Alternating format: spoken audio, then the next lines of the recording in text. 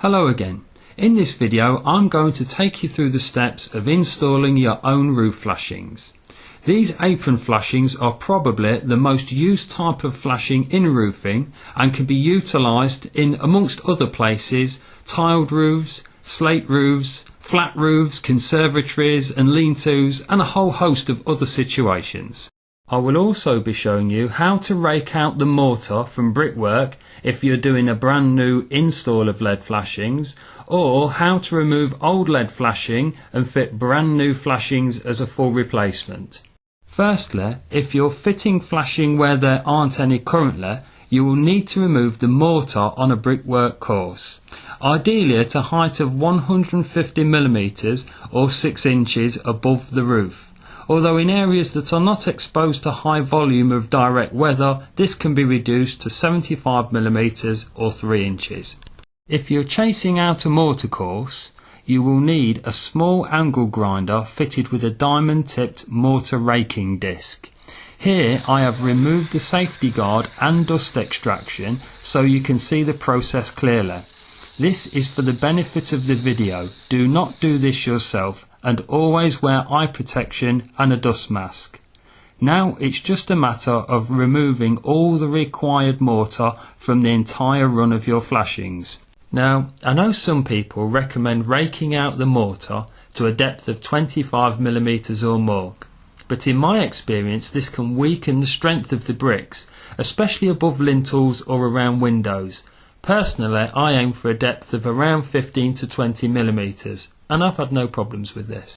If you're removing old LED flashings, as I am in this case, I find picking out the loose mortar by getting behind it with an old slotted screwdriver can be a very effective dust-free method.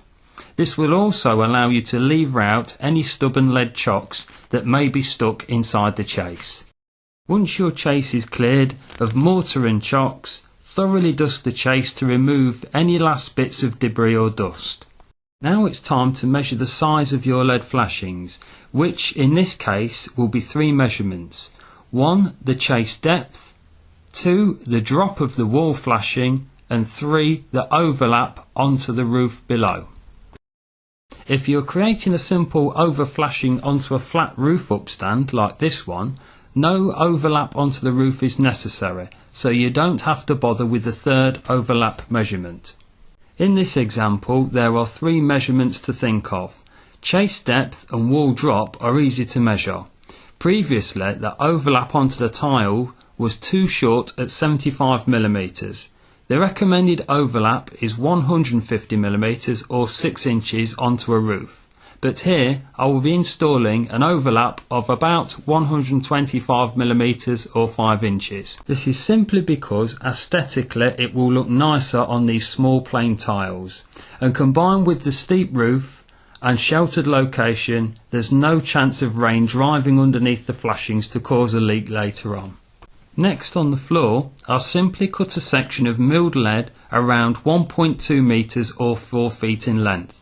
Much longer than this, and the expansion and contraction in a long piece of lead can cause it to split prematurely and ruin the flashings in later life. Okay, so now we've got the lead cut to length, let's bend it into shape.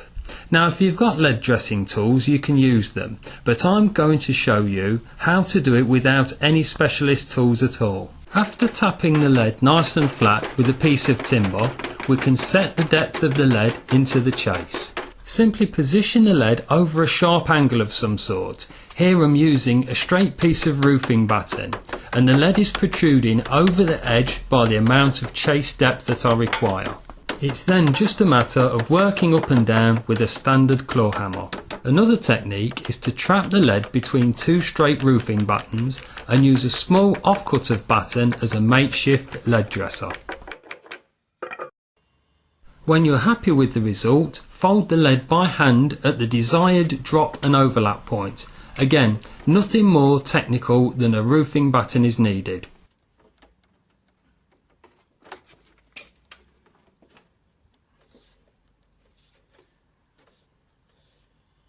And there you go, done. Just before I start fitting the flashing that I've just bent into shape, Notice I've made some lead straps which are fixed into the nail holes of the tiles. This is an important step that unfortunately gets missed out. Here I've spaced 2 straps to every 1.2 metre length of flashing, and their purpose in this case is to stop gravity pulling on the lead flashings over the years and putting excess force on the fixings that we will be using later on. Another function is to stop wind lift in exposed areas, when you could even upgrade to a stainless steel strapping. As a bonus, they also hold down the flashings in place like this, so you can adjust the lead without worry of it slipping or falling off the roof. When fitting your lead flashings, always try to fit the flashing away from the line of sight. Here I'll be starting on the left and I will be adding them sequentially like this. This just ensures that when a visitor or your customer approaches from, for instance, the street or an entrance, that no visible overlaps in the lead can be seen with the naked eye. It's just a way of making the finished job as neat as possible. Now I've fitted the second lead flashing and dropped it into place. Overlap the lead sections a minimum of 100mm or 4 inches. Next we can hammer in some fixings into the chase to trap the leadwork between the 2 faces of the brick.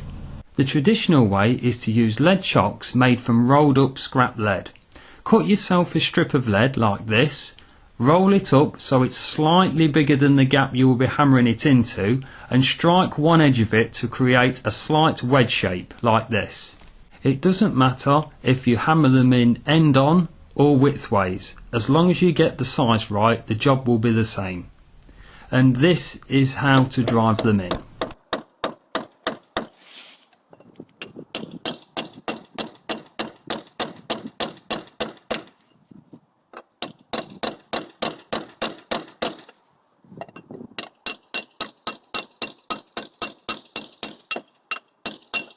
Repeat this process about every 450mm or 18 inches or so that the entire length of the flashings are fully fixed.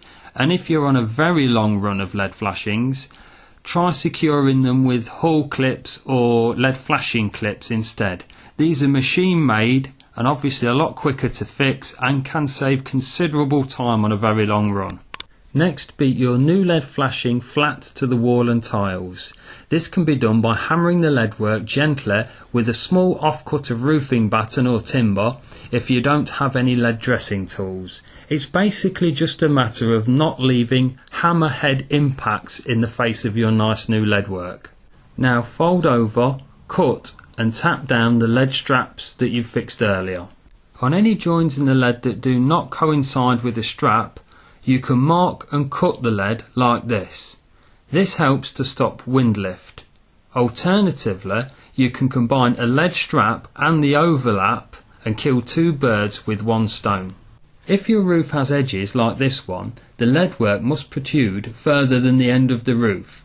The angle is then cut into the lead and the remaining lead simply beaten over the verge of the roof. Here it just wraps around and grabs the underneath of the tiles. This lead beating can be done again with a lead dressing tool, or if you haven't got one, with the bottom of a hammer. And again, if you have profile tiles like these, the very base of the handle of a hammer is a good alternative to lead dressing tools if you don't have them. A few light taps on the leading edges and this will make for a very neat job. We're now ready to point up the chase with mortar or seal it with a lead chase sealing product if you prefer. At this stage I like to gently tap down the leadwork with the end of a bolster. I've found that not only does it firmly position the lead onto the brickwork surface, but also the light indentations made in the top surface of the lead help to provide a key for the mortar to bond to. This will help stop the mortar from losing its grip on the lead in future years and falling down the roof. Next comes the pointing up, and apart from anything else, this can be the #1 cause of a leak if you get this wrong.